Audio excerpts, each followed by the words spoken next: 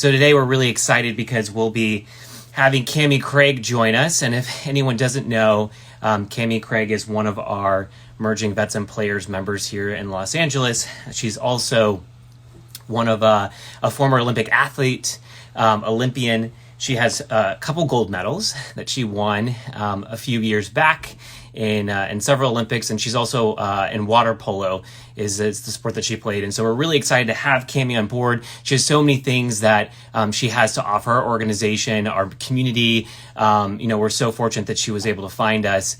And so once Cami does actually find us on the live stream, we will have her join us. So in the meantime, I'll give everyone just like a quick rundown on how these live streams are going to work. And so every single Thursday, it'll be one of our MVP staff members or founders or board members that's going to join a live stream at 12 o'clock Pacific time. We'll bring in a guest speaker that hopefully, brings in some great information or, things on the athlete side or things on the veteran side. We have one queued up next week with our national director, JC Glick, which we're really excited about. And so thanks for joining today as we pivot a little bit about on what's happening on the athlete side. And so Cami will join us here shortly. And when she does, we'll talk a little bit about, how is the COVID-19 crisis impacting the Olympic committee. And so we know that the Olympics were supposed to happen in Tokyo over the summer. With the cancellation of the Olympics, we had so many Olympians who no longer could. Oh, there's Cami. Haha. All right, Cami, I have accepted your request. Hi. Cami, hey, how are you? I'm doing good. I'm so excited to be on this call with you today, Jacob. And it's really cool seeing all of our MVP brothers and sisters logging on to support. I love it. I love seeing it. I know, me too. I'm so excited too. And this is I'm an Instagram Live newbie, so I'm super excited about this. Awesome. But I'm glad I figured out exactly like how to do it, right? At first I was like, oh no, how do I go live? Google it really quickly. Yeah. Kind of shows my age a little bit. So far, so good, Jacob. We're doing it. We're here. So we're doing it. We're here. So Cami, thanks so much for joining us. And as I was telling everyone who was coming on earlier, a little bit about your background and sort of where you've come from and how you found MVP, but really, just what these live streams are and how we're going to kick this off to bring some more content to people in our community and how much we value them. And, it's a really challenging time with COVID, and connection's so important to everyone within the MVP community. And so we're so excited to have you on board with our first IG Live. And so again, casual conversation, just us catching up, right, as everyone joins in. And if there are people who are joining in that want to like ask us questions, like we're happy to kind of go through that. But Cami, just simply, how are you doing? How's everything going on your end? I know, since COVID's happened in March, everyone's lives have changed. And so, tell us a little bit about how you're doing, how you're holding in there. Sure. I guess the best way to explain it is I am managing, that's the best way to explain how I'm doing. I think some days are, great. I'm optimistic and positive, and other days are challenging and they're isolating, and it feels a little bit kind of like a grind. I miss my people. I miss my community. I miss my outlets. But with that being said, there are really, again, positive and hopeful, optimistic days. What I do for work right now, I work with a company called Rise Athlete. So I'm doing, and this was before COVID happened and we went into quarantine and isolation, but I already worked on an online platform where I mentor youth athletes one-on-one. And so nothing has changed much in regards to work because it already existed online. But I think what's really cool is being a mentor during this time and really helping and exploring the best ways to manage all of this. And supporting my athletes going through all the big emotions that come with, their senior years being, totally just put on, like not put on pause, but just like it's over. It's like, this is how their senior years ended, not being able to participate in their sports, just so much big change, and so finding space to feel the loss, mourn the loss, and also, be positive and finding really unique and fun ways to reroute routine, and, maybe have some fun working out in different ways. So that's what I've been up to. So not much has changed in regards to work, but in regards to my outlet and my social life, and even seeing you guys on the mat, every Wednesday night at MVP, although we're doing our Zoom calls, which is fabulous. I just miss my people. I miss the hugs and the interactions and the, contact with people. Yeah, yeah, I think we all feel this, and the work that you've done with Rise is like more important than ever, right? Especially for, like you said, like a lot of the folks that you've been mentoring over the last couple of years, they're losing their senior years, right? And Yeah. so what comes next? And for the people who, are still a part of the college athletics world, who are still training, what is the future of sports looks like? Like we're all having these like national Yeah. conversations, like, do we all go in these weird bubbles when we play sports, right? Like these plastic bubbles, like, do we socially distance? Like, how does COVID impact like the way that athletes are going to, play with each other, interact? And there's a really great, conversation they were having nationally this week about simply the fact that the amount of staff it takes to run some of these live Yes. events, right? When you're thinking about, whether it's an Olympic sport, or whether it's just like a football game, like you're including stadium staff, you're including Mm. coaches and players and just like everyone in one place. And so how do you bring in, and I know that we're super stoked because a lot of people are talking about the MLB coming back like sometime in the summer. And so what Yeah. does that look like and how large is that community? And so we're having all these really interesting conversations about what does the future of sport look like? How do we remain connected? And how do we kind of continue forward? And first and foremost, I know you're feeling it much as like anyone else, but when they surveyed people across the US, what do you mostly miss during the COVID crisis? A lot of people said live sports. It brings Yes. together community and culture and competition, personalities, people who are persevering and getting over these amazing huddles or hurdles in their lives. And so, I think we're all feeling it around the sports community. And what do you think? Like, seeing some of this and being a part of this, what do you think like the future of sports could even look like during this? Right. I mean, it's such a large question mark. Nobody has the answers. All we can do is kind of go day by day and sit in it, really. I think the neat thing to see, and something that I'm really proud of coming from a sports background, is how these teams and sporting teams have really just come together and found ways to be creative to still maintain that team connection, whether it be over, FaceTime calls or Zoom calls, and still maintaining their workouts in whatever capacity. I've watched how kind of the pause in the sports world has brought together teammates from older Olympic games, like the 2000 team, the 2004 team. And I'm watching people who otherwise wouldn't have connected, connect during this time, which is incredible. And I think that there's been some really cool things generated through that. And I also look, at the athletic community, just much like our veteran community, is in times of adversity and crisis, we find a way to kind of pull ourselves up by our bootstrings and get going. And, not to kind of lay down and struggle in this, but find ways to kind of get through the clunkiness and do the work that we need to do to maintain kind of a quality energy each day.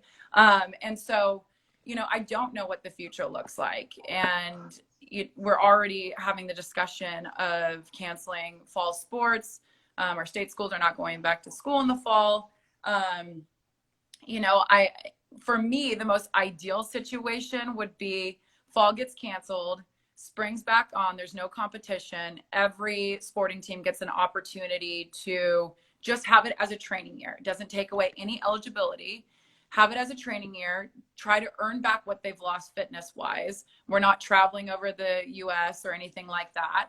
And just have it kind of be like a training year, and then everyone starts and resumes as normal in fall. And I don't know if that's a fantasy or, what have you, but for where we're at right now, and if I had a magic wand, that is what I would do for all of our sports out there, collegiate sports. And, same for the Olympics. I would love to see in a year that athletes from all over the world get to sit in the same village and compete. And I just, we don't know. It's a giant question mark. But that's the hope. Yeah, and I just saw today they released, the IOC said that if the Olympics can't happen next summer in Tokyo in 2021, they're thinking about just like completely, slating it. And so that must be so heartbreaking for the Olympic community, right? For someone who has, and there's a certain age, right? You know this, right? And when you Yes. played water polo, like there's a certain prime that you have to be in. You've trained so long. And so, it gets to this point where, a pandemic obviously going to cause a lot of challenges. And they come Yes. only one every 100 years, but the Olympics is something that's such a part of like a world tradition, and Yeah. people put a lot of things on hold for it. And we just know that when you slate something like this in your life, like what comes next? Is this forcing some of these Olympic athletes to move to a new place where it's like maybe I won't compete, maybe I'll move on Yeah. to what the next thing looks like, even though I may not know that. Like, what does that look like? And it must be so hard to think about those decisions right now, as an Olympic athlete or competitor, because you know yeah, particularly, you just don't know, right? You're like, Yeah. well, do I keep training and putting money into this? And what does training even look like? Like, if you're in Right. water polo, like, are you going to go find a pool? Like, where, or how do you even train for something like that? And so I can only imagine for the people who, were supposed to compete over the summer, or the people who, are thinking about competing next summer because of the movement, that it must be a really hard decision to make right now. Absolutely. And I think about where our athletes are in the process of the 4 year quad. So it's the Olympics are every 4 years. So when you're thinking about being 4 months out in a 4 year kind of commitment, that's almost like a week. So really, a lot of these athletes were really building up to either know if they have qualified and are going to the Olympics, or really getting to the very fine tuning part of their training. I know for the U.S. water polo team, they had just done their last pretty intense conditioning set, which means like we're starting to get to the very end of this and the fun part starts, and that's competing at the games. And so basically, I remember the girls were like, we did it, we were done. And then this whole thing happened. And to get full-time training is so intense. It's probably one of the hardest things I've ever done in my life. And to commit 4 years to lead up to the Olympics is also challenging, but that kind of intense training, and every sport's different. To hit the brakes with only 4 months left before the games it's a hit. It's so hard. I mean, you've done all of the hard work. Your mind is literally like you're ready to go. You're locked and loaded, and it's time to go do what you've trained to do. Um, and so it's a really, really challenging time to press pause on it for sure. I think every athlete in all sports, they're all in different scenarios. You're going to have your young ones that are embarking on their first Olympic Games, which is, heart wrenching in itself of, approaching your first time potentially reaching your dream of becoming an Olympian. You have maybe the athletes who are in the middle of their career and, this is unique. They went to it last time. They never experienced something like this before, but they're in and out of university, and it can be a little bit a part of their flow, no doubt sacrificing. And then you have maybe athletes who were approaching their last Olympic Games that may have felt that, okay, let's give it one more shot. I'm going to try to push out another 4 years, and then to tack on another year. And who knows what they have, set up or aligned for them outside or after water polo or after the Olympic Games. And so I think, there's so many scenarios, there's so many people impacted by this, and spectators and hosting countries, athletes all over the world in different positions. But I know that this is a tough time to hit the brakes on this. There's never really a good time. Life doesn't stop, No. like it just doesn't. And it's like you can throw a pandemic in it, but life is still going in the best way that we know how. But yeah, it is a challenge.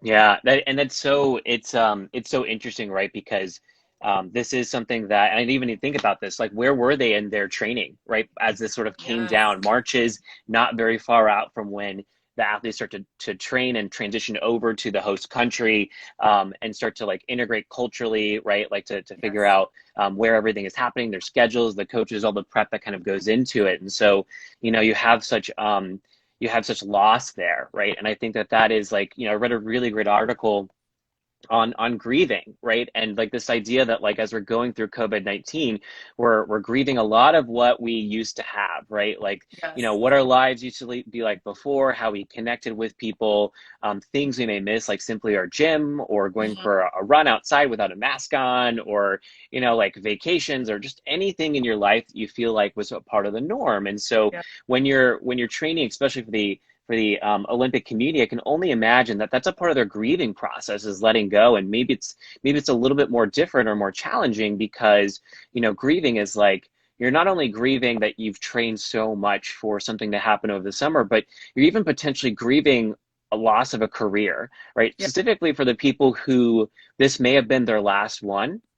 They've been Yeah. working really hard for this, and like beyond, you know, beyond this summer they probably don't have the next like skill set or age or strength or whatever it may be in Mm. order to compete in the next set of Olympics. And so I think about like just grieving and how that might be a part of like the community, and we all need to grieve, right? It's a part of Yes. a natural process, an emotion that that kind of flows through us, but particularly around just grieving in the Olympic community. And have you experienced that when you talk to your people in Rise or within your fellow Olympians, this like kind of loss or grieving? Yeah, definitely. And I think, loss is the word to focus on. I think, you know, I'm always constantly talking about these two differences in failure and how failure is so manageable and recovering from failure, and how as athletes we get a lot of repetition in pushing ourselves so far, failing and coming back and responding to that. But loss is different. Loss is, has that grief attached to it. And I think it's a challenging place from what I've had my teammates, fellow teammates share with me where they're at right now is kind of grieving and pressing the pause on this, and grieving the loss of not going to the Olympics in 4 months, but having to stay hopeful and optimistic because we don't know when you got to turn back on.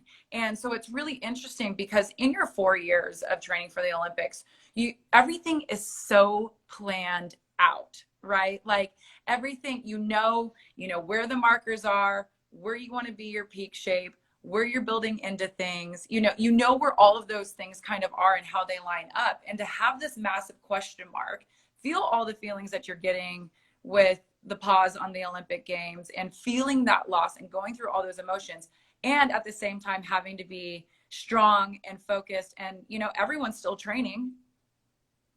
We don't know for when, what, or how it's all going to play out, but they're all still training, they're all still moving, they're all still committed to the grind. And so I think it's just a real big tug of war mentally and emotionally of how where do you put your mind. And I think what I would have to offer in this, and I think this is not just exclusive to the Olympic community or the national team athletes. We are all feeling this right now for sure. And I think what I have to offer is like feel the feelings. Like grief comes and goes. Sometimes it's really intense, and sometimes it's just like, oh, that kind of sucks, right? So there's some really big emotions felt, and there's some smaller emotions, and then some days are just great days. And I think to have the space to say it's okay to feel all those feelings is the most important, right? And that some of these big feelings are also felt in everyday life, that yeah, they might be enhanced because we're in this current situation, but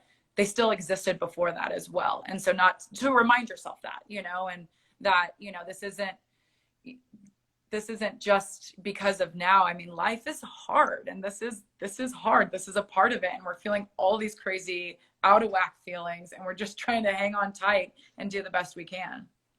So we talk about, you know, Cami in MVP and then just in general that I think we're having this really great national conversation right now that, you know, social connection is so important. It's healing, Mm. and that we need to remain connected, whatever it looks like. And whether you have Zoom fatigue, you know, whatever it may be, so people may switch to phone calls or however ways in which they want to interact with each other, interaction between people in your network, your family, your friends has gone up exponentially. And so, you know, you talked a little bit about this, but we've talked about the Olympic Committee or the Olympic community, and how after you leave the Olympics, there's a challenging like sort of connection point where you may lose connections with those people. Like over time, we're not maybe in as contact with some of these people. You kind of, maybe you stick close to your water polo folks, people that were on your team or in your sport, but sort of beyond that, everyone just gets caught up in life, because ultimately we're trying to hustle, specifically in the Olympic community, right? You're transitioning to a new career or a new life because maybe you're retired. And so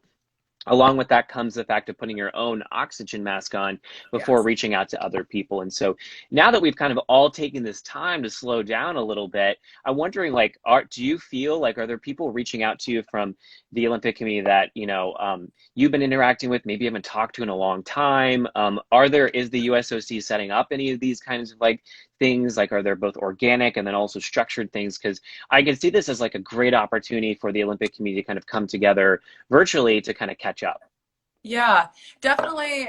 I mean, specifically, the water polo community has done a fantastic job of, not only specifically the national team. And like I said, we had together our entire history of women's water polo teams together on a Zoom call. The women's US team debuted in 2000. So we've only made an appearance at the Olympic Games 5 times. And so we had all 5 teams on a Zoom call, which was incredible. I mean, even the energy through a Zoom call was felt, and really special. And I think what makes that special, and it's easy for me to connect to what makes the MVP circle special, about what's special about bringing that kind of group of women together, is we just know how to be teammates.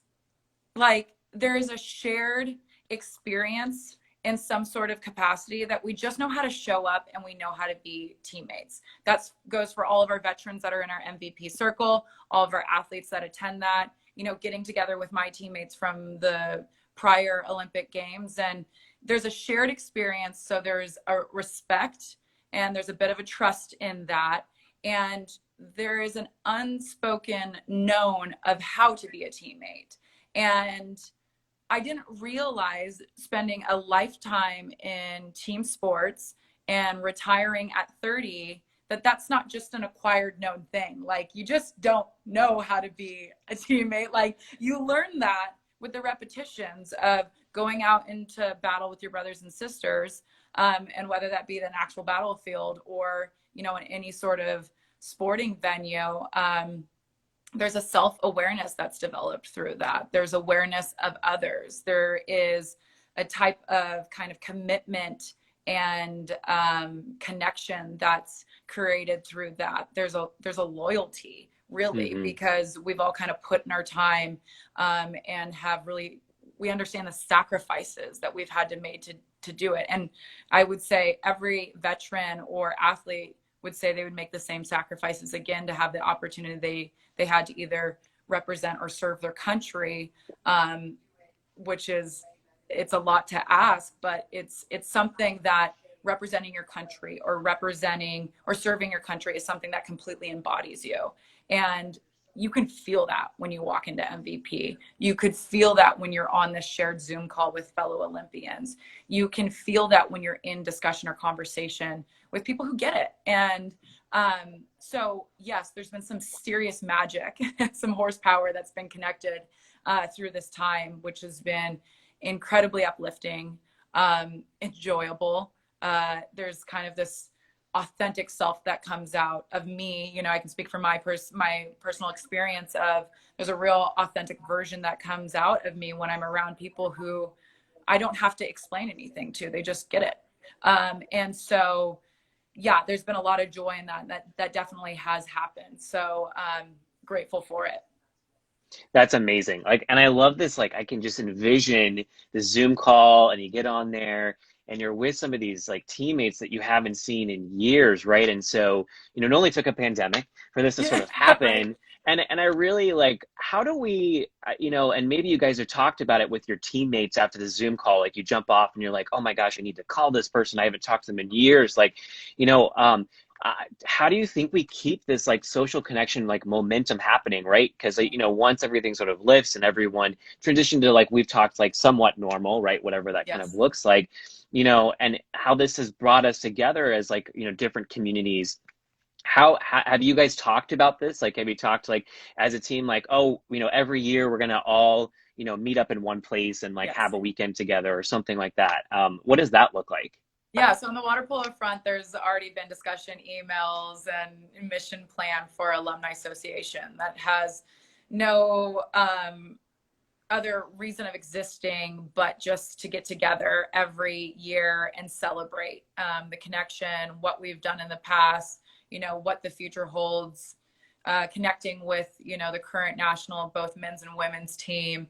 But that's definitely in the mix because, I mean, those connections and that ability to be a teammate and have that authentic kind of knowing and understanding of each other, it's it doesn't go away. It just kind of like comes right back. And so there's power in getting together. There's just rich conversation, there's awesome brainstorming, and there's just a lot of good feeling that comes along with that. And again, you know, this is why MVP exists. You know, this is why people can come in for a landing and get filled up, because they can enter a space where they can have a rich discussion, where they can sit alongside of people on their left and right that get it. And they don't have to explain who they are, what they've come from, or, you know, what, it's just a knowing. And so I'm excited to see kind of how that pans out for our water polo community, and would love to see that happen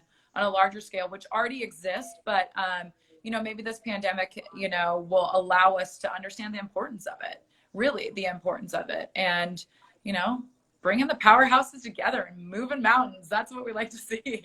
Yeah, yeah, and Yeah. I see that too, right? Because you and I have talked about just, you know, what is available to Olympic athletes once their career ends, right? And so Yeah. the Olympic Committee here in the US provides like a little bit of like some support through some transition programs, Yes. although like limited. And us as a nation, we're not really thinking about, you know, where do they go, right? That we're not the people who don't get on the Wheaties box, the people who aren't the Michael Phelps of the world, Yeah. right? Who aren't like sponsored with like Talkspace, like although the stuff that Michael Phelps is doing is amazing, right? Yeah. Like the way that he's bringing mental health like into the athlete realm is just like it's uplifting, and we're seeing more people like Kevin Love and other people really coming in and sort of raising this conversation around mental health and athletes and how important it is. But you know, when we're talking about just like what's available for the Olympic Mhm. community, and specifically around mental health, like you know, it's really interesting during this time where, and we've had conversations with other leagues that they're being put like there's more pressure on them to provide more services, right? Because their Yes. community is in crisis, Yes. and we see it within MVP, both on the veteran and the athlete side too. That you know, maybe you had a team of like 3 or 4 people on the Olympic side really advocating, maybe making phone connections to the people who are like really, really critical, right? Like the people Yes. who do reach out. But now people are thinking, oh, I wonder what my benefits are, or I wonder what the community is doing for us in this time. And so, so is there, are there things happening sort of on that side? Are they reaching out? You know, and do you find that there are more people reaching out that are in your community, in the Olympic community, that are kind of reaching a more critical point? Like maybe beforehand they were doing okay, but now it's Right. like it's become more challenging. Right. And I think, Jacob, the biggest word that sticks out to me as you kind of present that question is limited.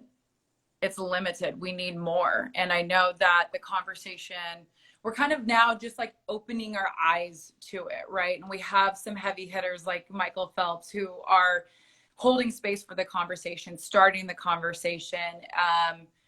And we need more of it. That's really, that's the biggest thing. And I think for me, in my transition out of sport for 20 years, 13 years at the highest level. Again, I shared a little bit about how sports, if you're doing it the right way, it embodies all of you, right? There's no like, this is Cammie at home and this is Cammie at the pool. Like, no, I am like fierce Cammie, dedicated to getting the team to the top of the podium. And it's in the way you eat, sleep, think, move. Everything you do is committed to getting to that goal, right? And then you have the responsibility of 12 other girls that you're looking to get them to their goals as well. So it embodies you, right? And I think the transition out of that was challenging.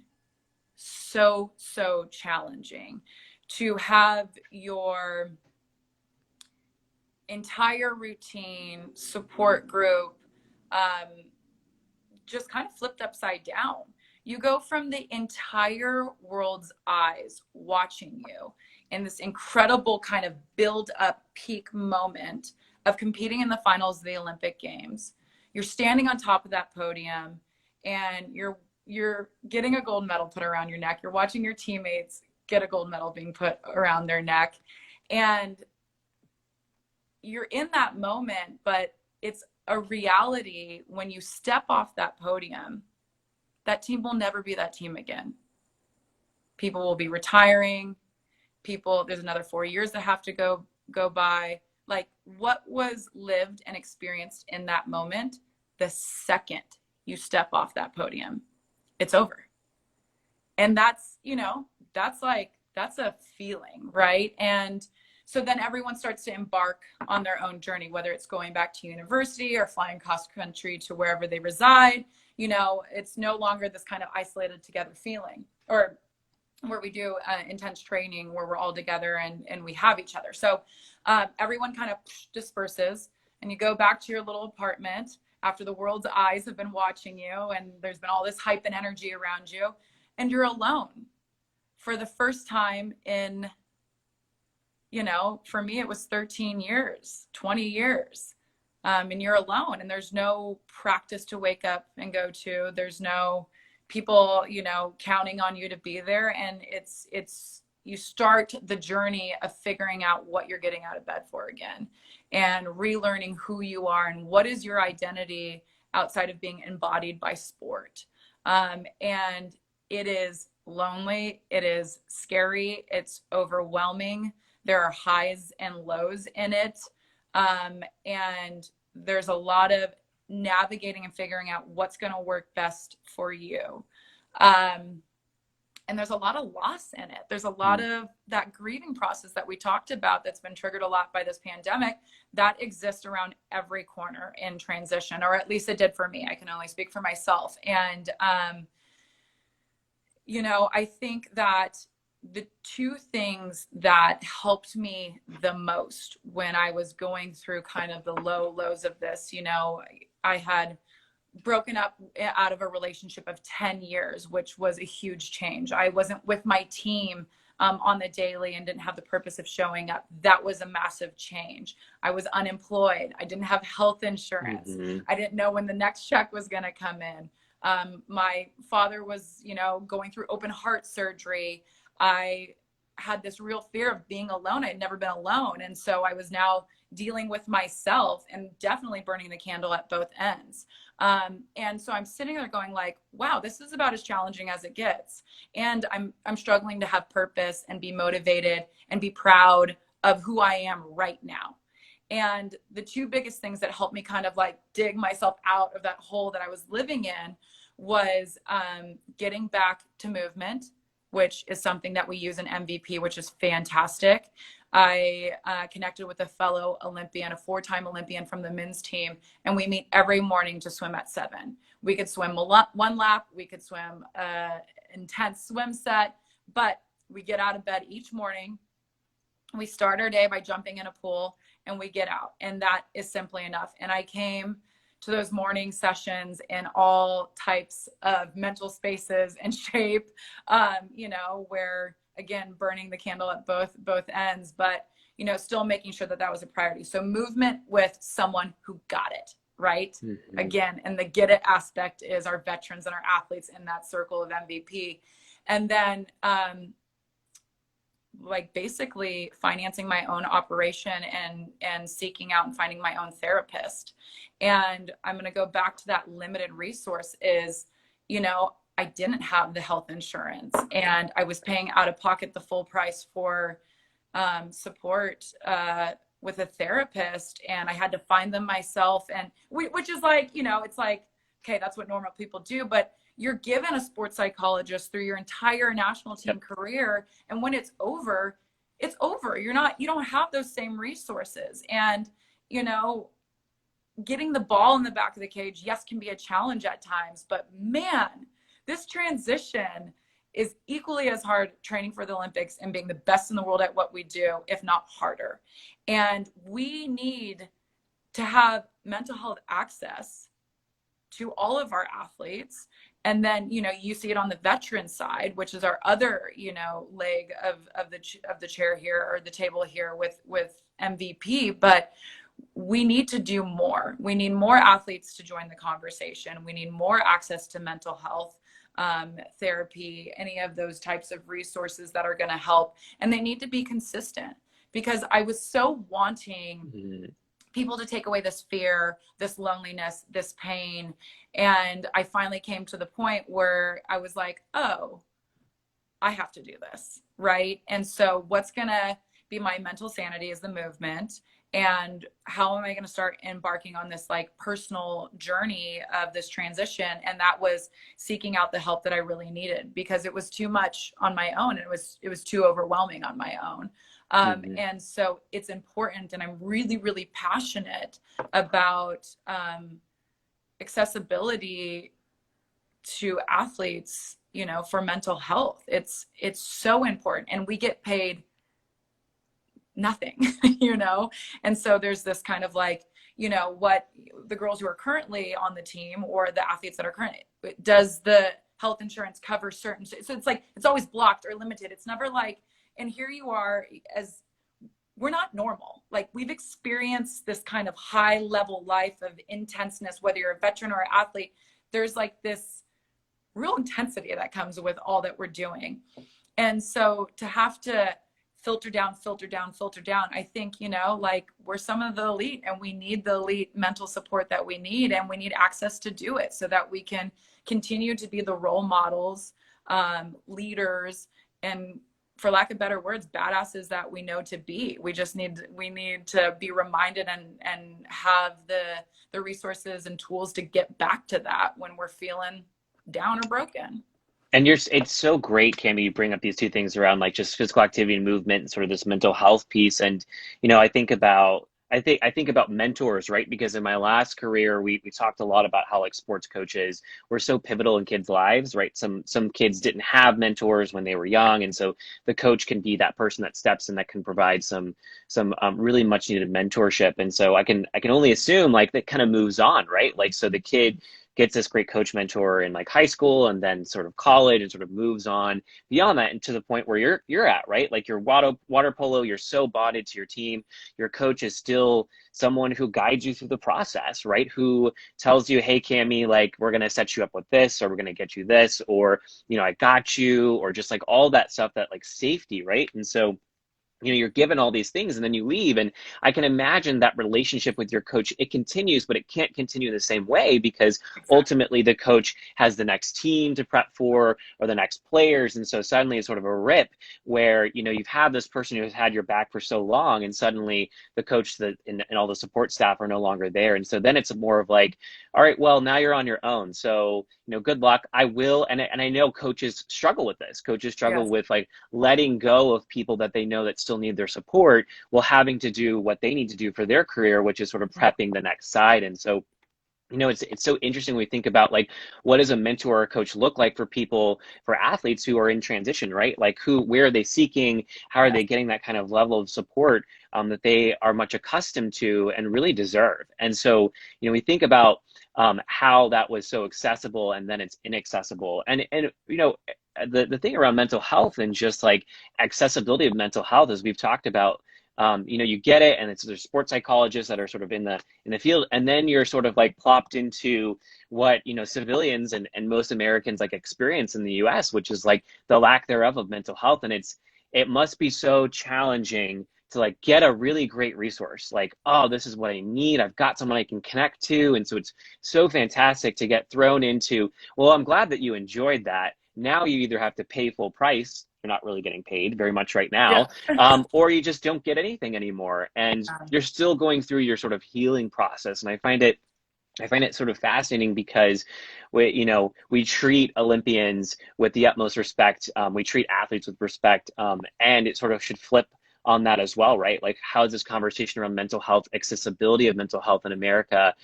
really, how are we raising this and getting people access to this? And whether you're, in our program, a veteran athlete, or you're a regular person, like, health insurance in the country is so confusing. And once you do find that therapist, once you do go through all the Yes. hoops of finding it financed, it may not even be the right person. Right. And I think you hit on something so important around consistency. And so, like, you've got your therapist who finally understands you, but then maybe payment doesn't work or their schedule books. And so it's so challenging to get to this much needed resource.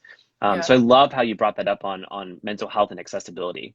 Yes. And I think, I think the USOC is too opening their eyes up now to what needs to be a more in-depth offboarding process, and there needs to be more resources available in regards to mental health accessibility. I mean, it's hard to read the articles about athletes who feel that, they cannot live a fulfilled and purposeful life after their careers. And it's heartbreaking. I mean, the fellow Olympians, elite athletes, brothers and sisters that we watch, go into bankruptcy or leads to divorce, substance abuse, and at worst cases, suicide. And it's a reality. It's happening out here. And it's really interesting. As athletes, you're trained to work through the pain. You're trained to kind of mentally buck up, like, you're trying out consistently for a team. If you want to make the team, you got to kind of sit down, figure it out, and get through it, right? And so there's this it's a bizarre space of trying to understand, like, okay, is this like pain that I'm supposed to be managing on my own? Is this normal? And it's so easy to wake up and be in it and realize, wow, this is I've really let this grow to be something that's bigger than me. And I thought I could just kind of tough it out, put my head down and work through it. And I'm not surrounded by the teammates that help me through that, the resources that typically help me through that. And I've toughed it out so hard that, now I'm sitting in this place that I've done a lot of damage to myself, rather than having that access to kind of start the journey from the beginning. It's, there's so many things we do as athletes to make sure that we are at peak performance. And I don't see why we can't plop those things into place as we're exiting as well. And we've got some issues on our hands in regards to the challenge, the clunkiness, the real, I mean, the transition is tough. And there's days where I'm like, I'm over feeling this. I'm going to just get over it. And then life would just like, clunk. No, like, you're really learning a whole new thing about yourself. And I'm like, okay, we're back in it, But yeah, I think that access is so important. And like you said, people have a bad experience and they're discouraged. They're already broken. If you've like pushed yourself to the point where you're reaching out for help, and I'm saying typically as an athlete, you've gone through a lot of pain and heartache and hurt to get there and get to that point, to reach out. And it's, okay, what's my insurance? What about, it's like, man, it's like at that point, it's just, and not that athletes aren't ones to take on a challenge, but, how can we be better? How can we be better? And that is such a culture, that is so part of our culture as athletes, is how do we become better? How do we get the edge? And I think that, we're just now embarking on this journey. And I think there's a lot of ways we can get better on it. So and I love this, Cami, and so we're talking about sort of transition, and I love the work, and I want you to talk a little bit about Rise and like what you do with Rise. Yes. And I also want to just like ask simply, when you talk about Rise, like, you're talking to these collegiate athletes who are, they want to go to the professional level. Like, are you transparent about like, hey, like, I'll be here when you're done through your professional career, but here's some challenges I experienced, which is you may not get all these resources you're getting now. Just like picture what your life is going to be like when you don't have these resources. And so are there, first tell a little bit about Rise, but then two, I'd love to also hear about, are those like transparent, honest conversations you're having with some of these folks? Yes, absolutely. So Rise Athletes is the company that I work for right now. I've had the pleasure of working with over 42 athletes and 13 different disciplines, 13 different sports. It's been by far the most rewarding work that I've done since retirement. I've had to try in a few coats of like, should I do this job? Should I do that job? Shedding them all and being like, nope, there's this, the youth is, investing in the youth is probably the coolest thing you could do. And so to have this role and exist in this space is just, I'm stoked. I couldn't ask for anything more. And in regards to the transparent conversations of what potentially is after sport, there's always an honest and transparent conversation. I think I try to get ahead of getting to the point of like, hey, this is looming and waiting for you, and do more work around recognizing that athletics is a hat that you get to wear. So you could be a son, a daughter, a teammate, a friend, a musician, a student, and an athlete, right? And, and I think Jay said this one time, and I might botch it a little bit, but I'm not the 3-time Olympian. I'm not the Olympic champion. The human, the individual, the Cami that I am is what got me to become a 3-time Olympian. So with the work that we do with Rise, or the work that I do with Rise, is I'm constantly trying to show them their greatness, empower them, let them know that this is just a hat that they're wearing. Do that kind of self-reflection work that they can see that although sport is a very large commitment and it embodies them at a time, it's who they are that is getting them through that. It's who they are that will take them on to the next thing and the next thing, and to have kind of your head up and that awareness, and teaching my young athletes how to advocate for themselves, how to speak up, how to live in their truth, speak their truth, and understand that, that what they're developing in sport, it's so awesome to work these one-on-one sessions, because you can say, hey, this works as a student as well. Hey, this works in your family as well. Hey, do you see? And starting to give them the repetitions of, this is not isolated just to the pool. And I think the progression in that, and the self-awareness, and some of these conversations I'm having with anywhere from 14 to 17 age range is so rich and so rad. We have such mature kind of, we have aware youth, and if they're not there, they're open to getting there. And I'm watching them take those steps forwards, which is super empowering. And I'm honest about my experience. It's not something that I need to cast on them until they're kind of looking at it or aware of it, but I'm really honest about the things that are a challenge for me, and being honest and transparent with that. And I think it creates a lot of safety in our conversations. So again, we're seeing a lot of that in MVP as well. We have these very open, transparent, honest conversations that builds these really rich conversations and a lot of trust in what we're doing. And we learn from, the wisdom is in the room at MVP. And for me, the wisdom is in my athletes. I can sit up there and talk in front of them all I want, but they are the ones with the knowledge. They've got the power. They are the future. They are the next generation. And for me, it's about empowering that, helping them pull out what their greatness is, and showing them how to go off and run with that. Yeah, I love that, because, we're thinking about identity, right? Like putting on these different hats and sort of figuring out like, where do you live? Like, I love surfing, and I'm a dog lover. And so you're exploring these things. I think it's so interesting to think about this, because, what potentially the conversation with some of your young athletes in Rise could be examples that we're seeing. And for example, look at Chris Long. Like, Chris Long is a great example of someone who, he went on Twitter, and every time Game of Thrones aired, he would go and just talk about his love for Game of Thrones. So we know that Chris loves Game of Thrones, and he's reaching out to a different audience. And Chris is thinking about a production company, and he's thinking about other ways to sort of leverage, the time that he had on the field and sort of the notoriety that it brought. But he's not just a football player, right? He has a charity that he has. And so, and then you've got someone like LeBron James, who has Uninterrupted and talks about what it means to be African-American growing up in the US. He was on the graduation special this weekend, and so he's looking at different pivots. And of course, I'm talking about someone we're talking LeBron James, superstar, right? Yeah. But how they can lead the way in showing people, when you think about your career and life after being an athlete, you have to think about your how you're leveraging your platform, whatever that looks like, and Yes. being able to tell that story of the other identities you wore even before, becoming an Olympic athlete. And so I think it's so important because we think about someone like Michael Phelps and and some of these like Olympians and that go and fall through hard times like right afterwards, right? So Yeah. they get in trouble, maybe they smoke pot or something Yes. happened and they get in the news, and then they're just sort of flip this dip of like, well, now I'm seeking help, and so now I'm getting mental health, and it's again, it kind of falls into this trap where it's like, so you're an athlete.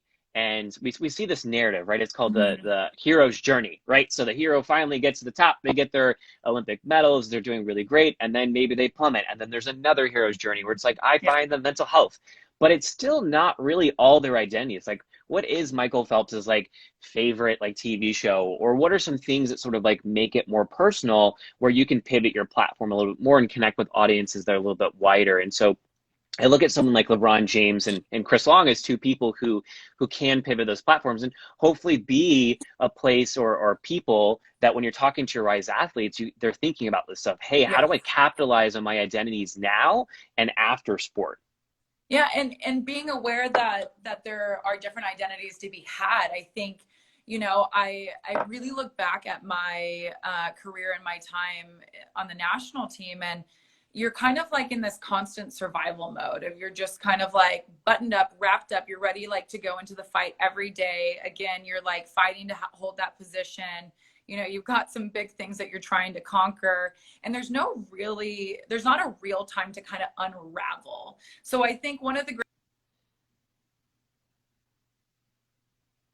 sorry, did you lose me there for a Nope, second? I see you. You got it. Okay.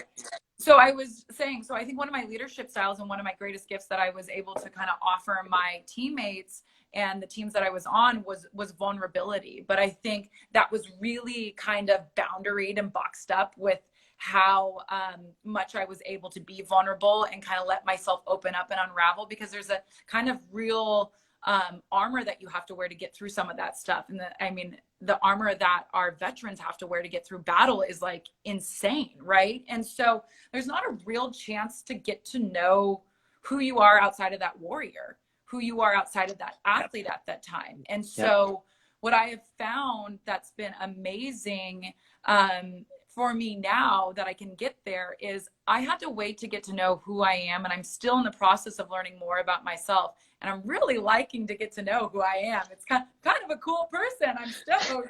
It's nice to meet you. But I'm on this kind of journey of getting to know who I am, and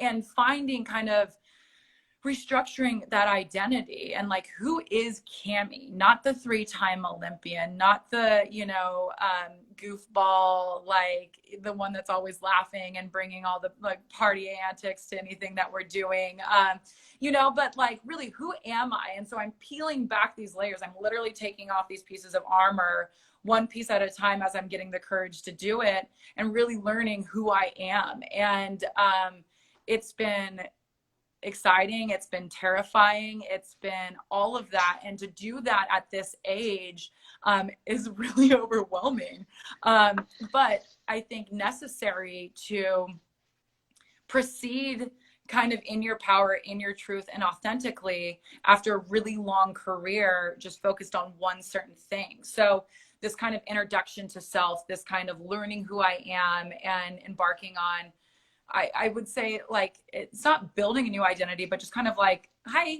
this is me, I'm here, like, this is who I am, will really allow, I'm hoping, and I've experienced this kind of really fulfilled, wholesome life of like, I'm living authentically, I'm living in my truth, and I know who I am while I'm doing it. And I can now be proud and show up in who I am versus what it is that I'm knocking off my success list, whether it's becoming a world champion, whether it's becoming a gold medalist, whether it's becoming, or getting through this mission, or traveling to this, or getting this job done. Those things are always going to be great. I will always be crazy motivated to like hit the next notch, but I have really worked hard and will continue to work hard in being proud of just showing up and being me and what I have to offer outside of a great layout shot, or a really strong pushing someone around, but I have a lot to offer just as the human I am. And that's where you're finding LeBron making a huge impact, because his heart's really shining through on that. And there's a lot of heart on the feet, on the court that he shines through, but this heart's different.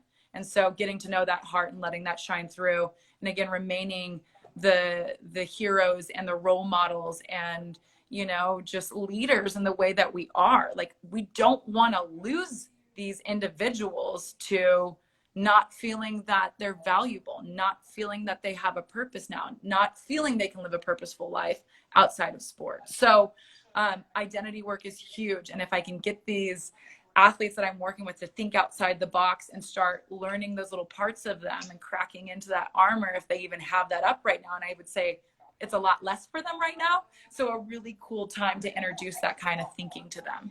I love this this concept of you know, we talk about it in MVP, and I think that in the US, like in the nation, we're talking about vulnerability, right? Because you're having that conversation early on, and you're totally right. When you're starting to have that conversation with yourself in your 30s, you're like, wow, I have to dig out a lot of stuff, and it just takes a little bit longer to just like shed a lot of that armor, where, you know, it's just, I'm sort of jealous of kids in school now because they have like meditation classes and like, you know, mindfulness techniques. And I'm like, wow, I kind of wish I had that. Right. So it's great that you're starting with your athletes in Rise like early on to explore identity and vulnerability, because what it means is they'll be set up for success later. Right. They won't have to go through this self-discovery process. They'll go through grief. They'll go through grieving like, you know, any normal person who transitioned in career or life. But what they'll be able to do is get down to the core of like who they are. Right. And I think that self-discovery process will happen quicker, so that when they're more on like a Chris Long level, right? Like Chris was thinking about what comes next early on, because Chris knew who he was as a person and could really dig down. And so when you're talking with some of these folks, you're just prepping them for that conversation with themselves, which is great. And maybe they're thinking about what Cammie would say, right? Like when they're in transition, what would Cammie say? And it's really thrilling for you to be able to provide that and mentor some of these folks. So when they go through that process, that they're thinking about that stuff, and it'd be so cool to see some of your Rise athletes kind of like get to this peak, and then you see them like, you know, doing YouTube show. I don't know if they'll do YouTube in 10 years, but like whatever they're doing, right? Whatever their career pivots are, and you're a part of like some of their journey along the way. And that's kind of what fulfills you, and it fulfills everyone's bucket, right? It's just like, if I can be a small piece of someone's success now and later in life, like that's really what brings us together.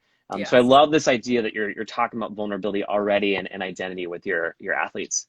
Absolutely. No, it's the heart work, right? It's like that. I was in, I think, corporate outside sales, and I was like, what am I doing? Like, this is not it. I'm like, take me to the youth. Like, let's get them fired up, you know? So, no, it's been so cool to work with Rise, and so beautiful to find even MVP as a community to roll into. And it's, you know, you start to, once you go through retirement, you start to build your new team and your new support group. And again, I had to start with my one swim buddy and my therapist. And then it's just kind of like, you know, then your teammates still stick and serve a certain role in your family. Even in your family, that dynamic changes a little bit, because they don't have the same role. Like Cammie athlete needed different things than Cammie human, right? And then, you know, MVPs in that support group as well. And again, as many places as I can put myself in to feel authentic and like myself, I feel like I'm winning. And if I can give that back to anyone, then, I mean, we're all winning. Everyone wants to just be seen for who they are, you know, and feel heard and understood. And I mean, it's so good to receive, and it's so good to give. So completely so. Well, Cammie, thanks so much for taking the time to kick off our live IG through MVP. If people want to know more about Rise, how would they find out? Go to riseathletes.com. Okay. Perfect. And yeah, so if you need any more information, let me know, or get a hold of Jacob, and I'm sure we can make the connection to anyone who's listening and is interested. Jacob, this is so fun. Yeah, so fun, right? Like the first Instagram live, and I think it went smooth. Nothing crashed or went down. And it's great to have conversation with someone that I admire and appreciate so much. The work that you do, being a part of our LA community.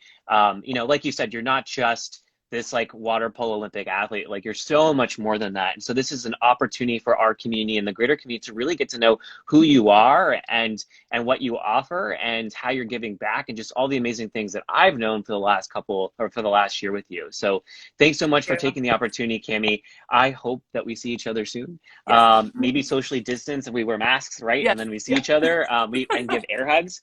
Yeah. We can do something like that. I But love that. thank you so much for spending the time with us today and have a great rest of your day. Likewise. Thanks, Jacob. Thanks, Okay. Cami. Bye.